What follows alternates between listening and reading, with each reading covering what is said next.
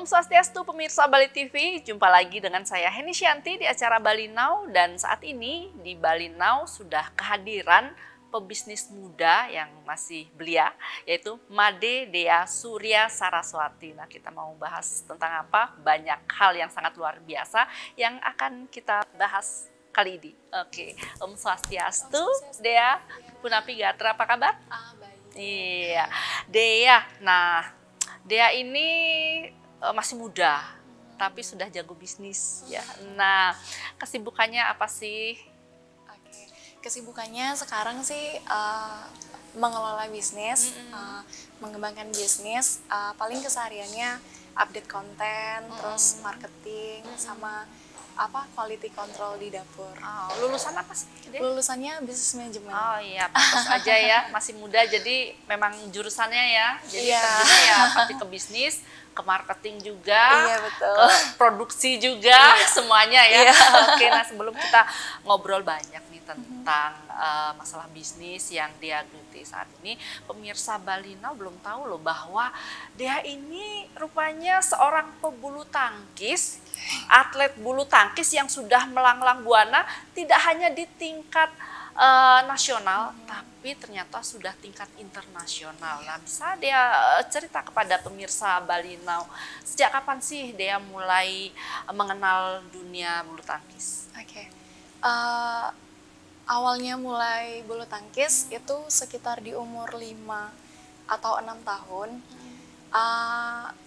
Mungkin lebih ke nggak sengaja aja main bulu tangkis karena kebetulan ada lapangan di dekat rumah di Denpasar.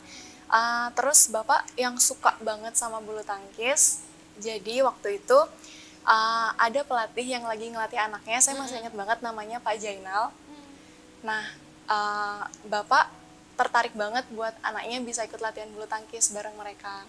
Jadi di hari itu Dea sama kakak dipanggil sama bapak, disuruh main ke GOR dan nontonin mereka latihan. Nah, nggak lama dari situ baru deh mulai bulu tangkis. Ikut-ikut ya latihan. Iya, betul. Nah, mulai ikut bulu tangkis dari usia belia. Kemudian mulai benar-benar menekuni dunia atlet. Mulai kapan? Kalau mulai benar-benar menekunin itu mungkin di kelas 4 SD. Karena waktu masih kecil kan yang penting ada kegiatan dulu. Jadi masih latihan sore aja, terus masih seneng main juga, masih kecil. Jadi baru difokusin banget itu kelas 4 SD sampai bapak datengin pelatih dari Jawa. Oh, sampai datangin private gitu ini Iya, latihannya. betul, private. Ya, sampai akhirnya benar-benar mengikuti kejuaraan itu di usia berapa? Pertama kali banget itu waktu kelas 1 SD atau kelas 2 SD. Itu baru lokalan se-Bandung aja, waktu itu namanya Kejurcap. Nah, kebetulan waktu itu berhasil dapat juara 3.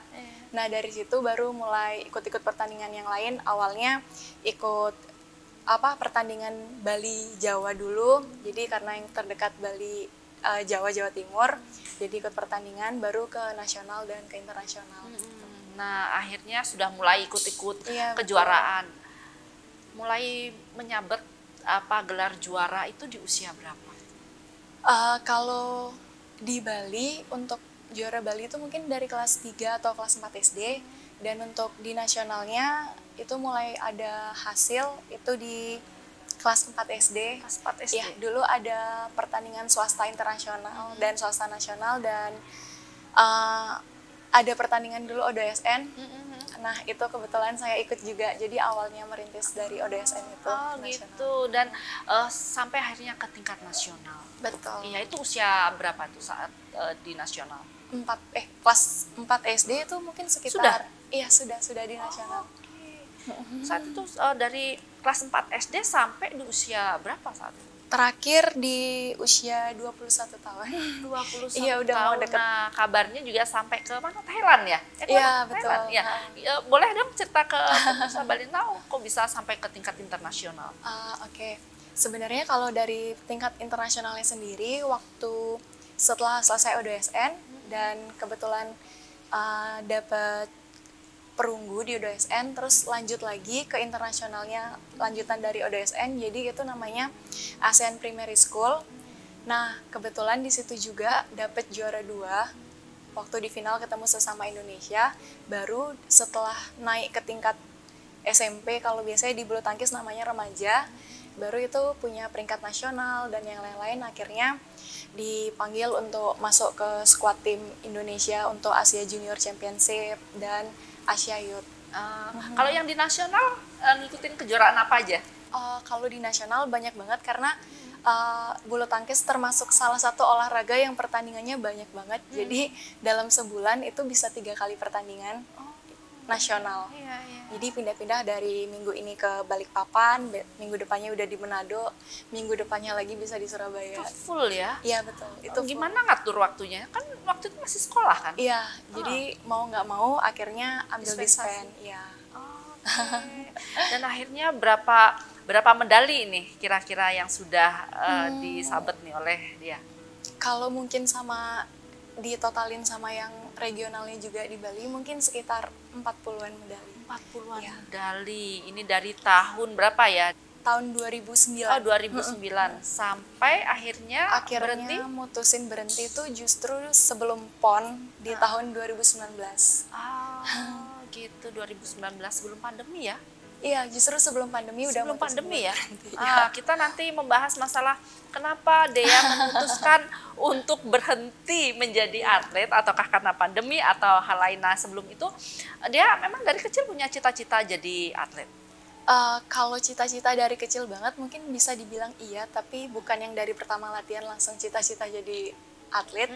Jadi baru tumbuh punya cita-cita, jadi setelah juara terus ngerasa ada hasil di setiap latihannya. Jadi ditambah lagi lingkungan-lingkungan karena sering ke luar kota, jadi punya teman-teman yang ternyata punya cita-cita itu gitu. Jadi ternyata atlet itu tuh sebagai cita-cita juga bisa gitu. Iya.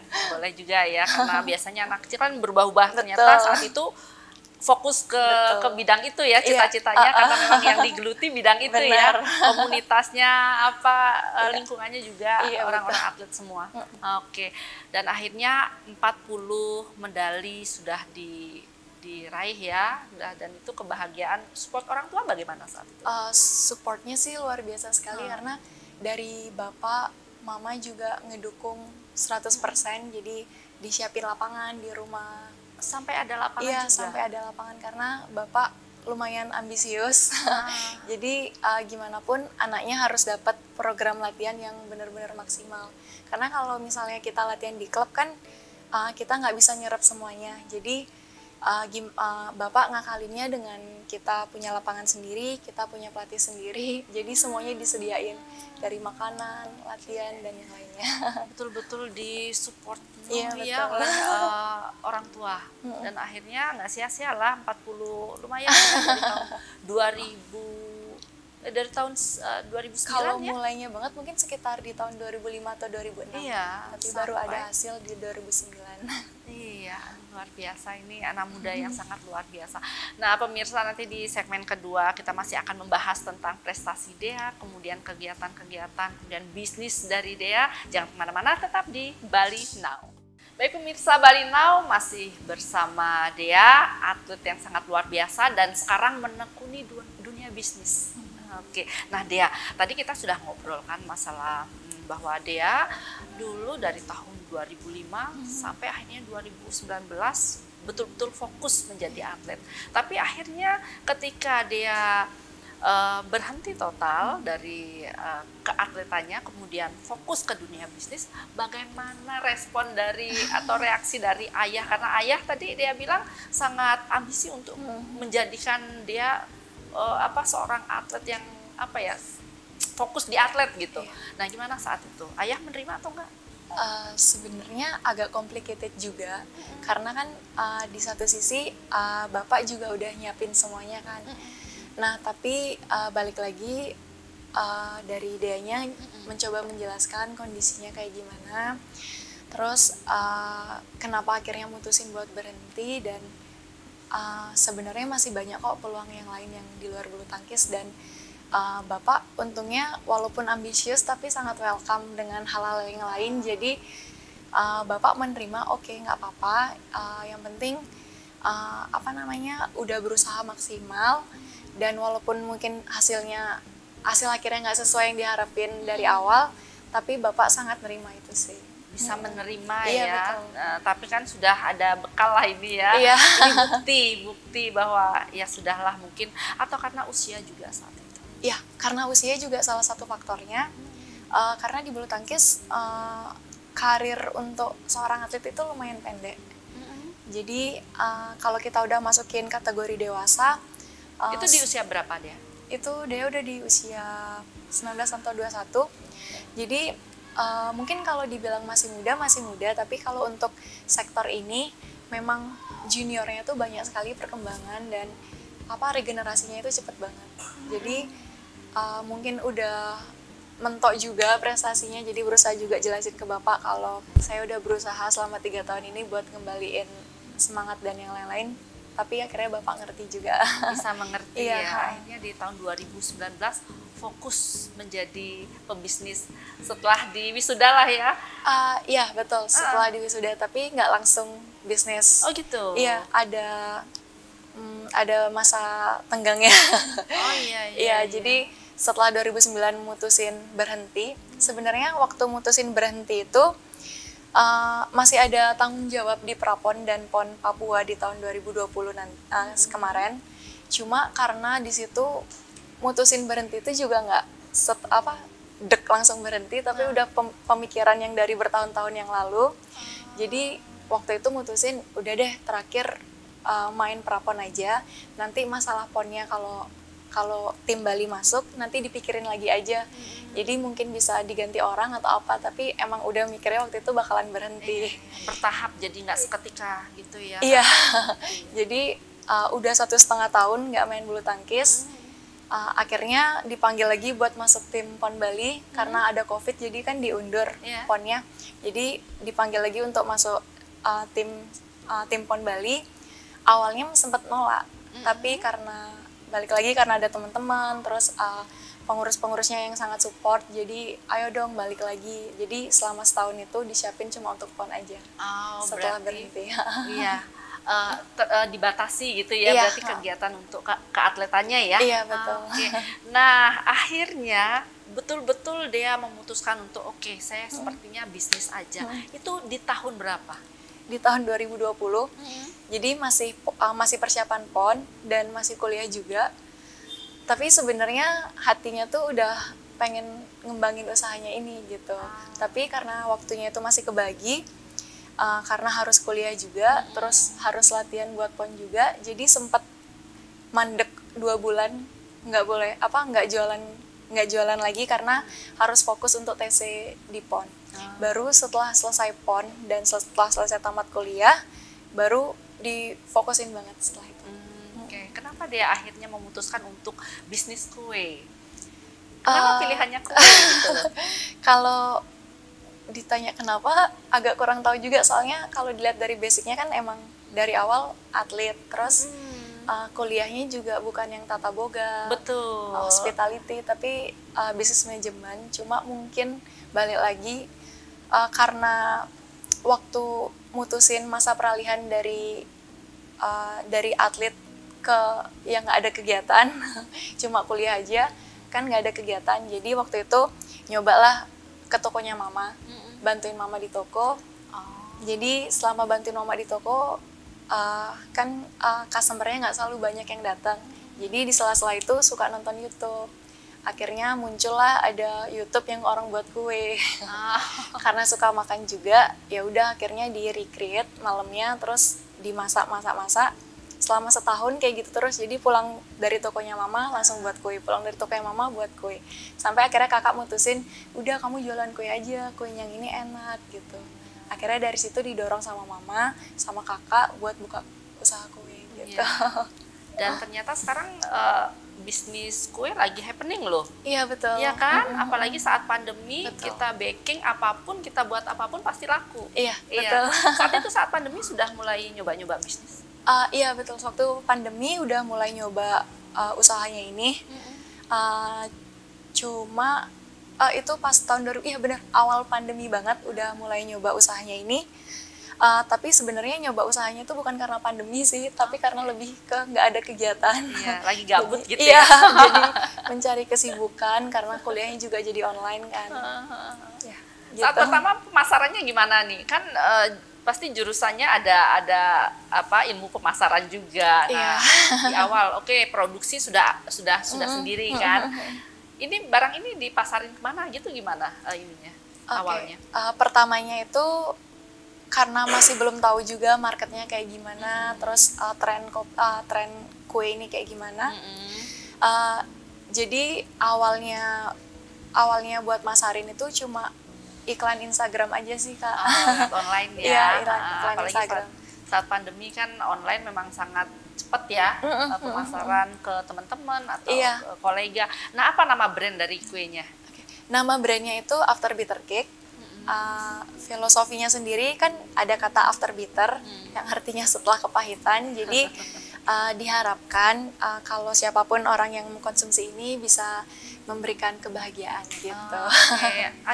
Mungkin ada kisah tersendiri dari apa nama brand itu?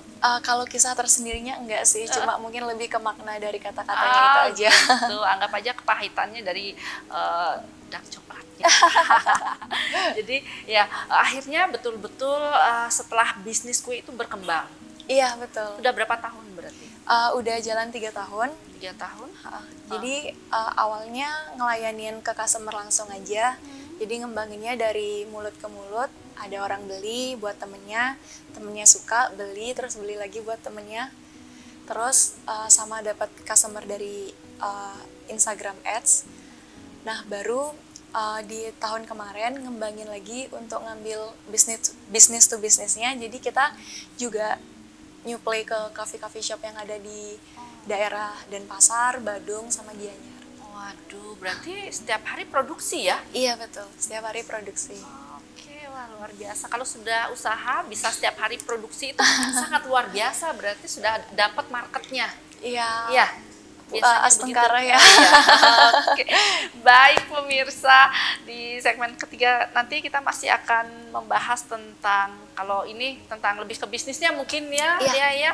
Baik pemirsa, kita masih akan membahas tentang kegiatan bisnis dari Dea. Jangan kemana-mana, tetap di Bali Now. Terima kasih pemirsa Bali TV masih di Bali Now, masih membahas tentang usaha bisnis, tentang prestasi-prestasi seorang atlet muda yang sangat luar biasa dari dunia atlet kemudian lompat jauh ke dunia bisnis. Bisnisnya bisnis kue-kue ya. Kita penasaran nih, kue-kue apa sih? Dari tadi kita ngobrolin bisnis kuenya Dea ya, tapi belum tahu kue apa sih yang sebetulnya diproduksi oleh Dea. Boleh ditunjukkan kepada pemirsa Bali Now? Iya. Ini produk-produknya itu spesialis kita Mild Crepes, karena emang dari awal ngejual cake-nya kita nge-branding diri kita Mild Crepes. So, ini kelihatan nggak dari kamera ya? Ini Mild Crepes-nya. Terus kita juga ada ini kue su. Seperti ini. Jadi kayak kue sus gitu. Oh, kue sus. Jadi isiannya Oke. ada krim-krim vanila, coklat, Iya. dan matcha. Terus ini ada banana cake. Di dalam sini ada banana cake. Banana Iya. cake. Aduh, packagingnya lucu banget, unik. Ada banana cake, kemudian nih apa Mild namanya? crepes. Ya, Yang ini mild crepes. milk crepe. Yang Terus itu tuh ada kue su. kue sus. Iya. Aduh, ternyata itu olahan dari tangan Dea. Ada yang membantu mungkin beberapa karyawan gitu? Sekarang udah ada 3 karyawan, 2 untuk bantu produksi kue, yang 1 khusus untuk delivery ke coffee shop. Oke, dan setiap hari produksi ya Dea ya? Iya betul. Aduh, luar biasa banget ya. Nah, pasti setiap usaha itu ada tantangan di awal-awal. Nah, kita semua pengen tahu nih, tantangan di awal saat dia memulai bisnis kue ini apa? Tantangan di awalnya itu justru gimana cara produksi kuenya yang proper, karena kan emang dari awal bukan basic di kue, jadi mungkin tantangan awalnya tuh gimana caranya ngejaga kualitas bahan, terus kualitas kebersihan di dapur. Terus baru setelah berkembang, tantangannya lebih ke pemasarannya sih. Karena bisnis kue kan banyak dan persaingannya lumayan ketat juga. Jadi gimana caranya bikin produk kita spesial dan makin ngambil market yang lebih luas itu sih Kak. Iya, untuk sementara saat ini masih di Denpasar ya? Iya, Denpasar, Badung, dan Gianyar. Oh, sudah sampai ke Gianyar juga? Iya, udah ada beberapa yang ke Gianyar karena kan memang kalau kuenya ini terkendala di suhu. Jadi emang kue ini harus di kulkas. Jadi harus penyimpanan harus di kulkas dan nggak tahan suhu ruangan gitu. Jadi masih terbatas untuk pengirimannya. Iya, berarti pertama kali kirim-kirim seperti kue-kue yang ini yang sangat riskan ya dengan cuaca, apalagi nggak bisa panas lama kan. Itu dia proposal dulu untuk ke kafe-kafenya. Iya betul. Pertama buat appointment dulu biasanya.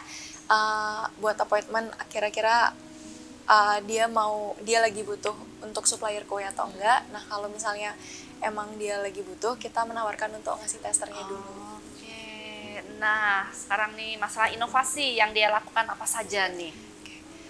Inovasinya itu mungkin kalau dari jenis cake kan semua sebenarnya jenis cake hampir sama semua, tapi gimana caranya kita bisa nyampein ke pelanggannya kalau produk kita itu lebih unik, mungkin dengan milk crepes yang rasa baru yang orang lain belum punya. Terus kita juga ngelakuin inovasi terutama untuk coffee shop karena kan kebutuhan kue mereka banyak. Jadi yang tadinya kita cuma nyuplai milk crepes saja, kita kasih mereka pertimbangan lain untuk ngambil kue kita yang lain kayak ada red velvet, carrot, dan kita selalu mastiin kalau rasanya itu emang oke gitu. Terjaga gitu. Terjaga. Nah, tentunya untuk menjaga kualitas rasa agar tetap, apakah untuk takarannya itu sesuai SOP atau rasa aja gimana tuh? Kalau sekarang udah sesuai SOP ya, karena kan sekarang udah nggak full time lagi di dapur karena udah ada yang ngerjain. Jadi memang dari resep yang udah ditentuin dari awal itu emang udah harus sesuai dari awal sampai akhir. Jadi agar terjaga ya. Betul. Kualitas rasa ataupun takutnya terlalu biasanya ada yang terlalu manis ya. Berarti betul-betul takarannya sesuai SOP. Oke, waduh. Ternyata sekolah di jurusan bisnis ya, itu bisnis manajemen juga sangat mendukung ya usaha ini ya. Iya betul. Step by step. Iya. Dari hal-hal kecil pun pasti akan terpelajari. Benar. Ya dia ya. Aduh. Oke. Oke, baik, misalnya nanti di segmen keempat kita masih akan bahas tentang apa nih, banyak hal ya. Banyak. Oke. Baik pemirsa, di segmen keempat nanti kita masih akan membahas tentang geliat si Dea ini akhirnya sukses di bisnis kue. Jangan kemana-mana, tetap di Bali Now. Baik pemirsa, Bali Now sudah hampir 1 jam. Kami membahas tentang bisnis, tentang prestasi-prestasi seorang Dea di dunia bulu tangkis. Aduh, ternyata di Bali ini anak-anak muda luar biasa ya, sangat masih di usia muda, sukses di bidang olahraga, sukses juga di bidang bisnis kue. Nah, Dea, ngomongin masalah keatletannya Dea lagi nih ya, tadi kita udah ngobrolin banyak tentang bisnis kue Dea. Sekarang apakah Dea ada keinginan balik lagi? Ini termasuk masih muda loh Dea, 25 ya, masih sangat muda. Apakah ingin kembali lagi menjadi atlet walaupun mungkin menjadi pelatih bulu tangkis?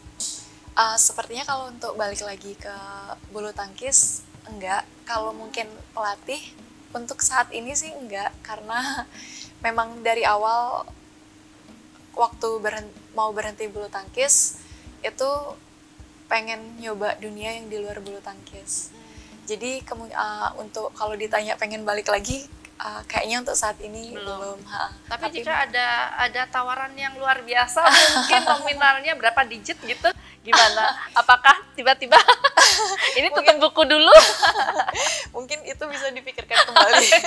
Kalau untuk saat ini nggak bisa ini dulu ya, nggak bisa diganggu ya, fokus dulu ke bisnis kue ya. Tapi nggak tahu, kita kan nggak tahu jalan Tuhan seperti apa. Benar. Nggak menutup kemungkinan juga. Iya, mana yang memang bisa memberi jalan terbaik ya dia. Tapi walaupun saat ini belum pengen balik, tapi masih ngikutin banget bulu tangkis. Jadi perkembangan bulu tangkis masih ngikutin banget. Jadi sering banget kalau misalnya ada pertandingan di mana gitu, teman pas lagi main gitu, jadi tahu perkembangannya. Oh ini gitu. Masih ngikutin, masih tetap support tapi. Iya. Tapi ayah masih apa? Masih aktif bulu tangkis. Iya, masih. Jadi setiap sore jadwalnya bapak buat main bulu tangkis sama mama. Oh, oke. Jadi ya mungkin tidak menutup kemungkinan ya suatu saat jika memang ini sudah jalan dan bisa didelegasikan kepada karyawan-karyawan atau mungkin adik atau keluarga yang lain ya. Ini tetap jalan, ini pun tetap jalan. Iya. Kenapa enggak gitu loh? Iya benar. Jadi tetap bisnis tetap jalan ya. Ini bisa untuk bisnis di rumah, ini buat bisnis karena sudah prestasi dari kecil ya dia ya. Aduh, luar biasa ya. Nah, Dea yang pamungkas nih, mungkin apa nih harapan Dea ke depannya untuk dunia keatletannya dia, kemudian juga untuk bisnisnya dia apa ke depannya? Harapan-harapan, keinginan-keinginan. Kalau harapan untuk bisnisnya mungkin bisa segera terrealisasikan punya offline store karena saat ini memang masih hanya menerima online order aja. Terus bisa semakin membawa kebahagiaan untuk orang-orang yang mencoba. Dan pastinya bisa selalu membawa berkah untuk orang-orang di sekeliling juga sih untuk After Bitter. Nah, kalau untuk dunia perbulu tangkisan, harapannya semoga bulu tangkis Bali dan bulu tangkis Indonesia semakin bersinar, semakin banyak medali-medali yang diperoleh, gitu aja sih. Iya, kalau masyarakat nih ingin pesan gimana caranya? Atau ada medsosnya? Ada. Ya, kalau ada yang mau order itu bisa langsung cari IG-nya After Bitter Cake. Nanti bisa langsung order melalui DM yang ada di Instagram atau bisa ke WhatsApp yang udah ada di link Instagram. Oh, tidak harus dengan jumlah banyak, nggak apa-apa ya. Nggak apa-apa, mungkin karena kita cake juga gitu bisa ya. Iya betul, karena kita juga nggak cuma nerima ke coffee shop, tapi kita juga nerima ke customer langsung. Mungkin mau bikin toko? Coming soon. Oke. Terima kasih Dea sudah hadir di Bali Now. Mungkin sudah bisa menginspirasi anak-anak muda di luar sana. Amin. Yang masih ingin usaha dengan memiliki background prestasi yang sangat luar biasa. Mungkin juga ingin seperti Dea. Semoga tercapai semua cita-cita. Terima kasih Kak. Baik pemirsa, itu tadi bincang-bincang saya dengan Dea, si atlet bulu tangkis Bali yang juga sekarang merambah dunia bisnis gue. Dan semoga apa yang kami bincangkan tadi bisa memberikan inspirasi yang baik bagi kita semua. Dan jangan lupa saksikan Bali Now Talk Show setiap hari Sabtu jam 8 malam hanya di Bali TV. Saya Heni Shanti, jumpa minggu depan. Salam Bali Now. Om Santi Santi Santi Om.